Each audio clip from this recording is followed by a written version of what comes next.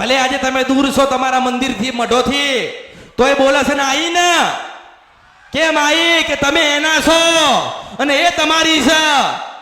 કળિયુગમાં કોઈ કોઈનું નથી, પણ આપણી કાળકા છે, આપણી બ્રહ્માણી છે, આપણી ખોડિયાલ છે, આપણી કઈડીને ખાઈ જાય એવી મેલડી બેઠી છે.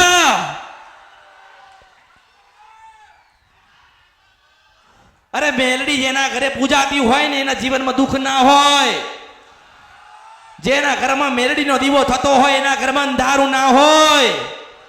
પણ તમારા પૂર્વજોને તમે કદાચ મેલડીને હાચવી ના હોય ને તો આજે સુખ હોય ને તો એ દુઃખ જેવું લાગતું હોય હું મેલડી છું. પણ કદાચ આજે હજારો કરોડો લાખો તમારા જન્મ તમારા પાપનું દુઃખ હોય ને પણ મેલડીને યાદ કરીજો, મેલડીનું ભજન કરીજો, મેલડીને સુખડી આલીજો. જો ધાર્યું નહીં હોય ને માન્યું નહીં હોય ને એટલા સુખી કરવા મેલડી આવશે. માં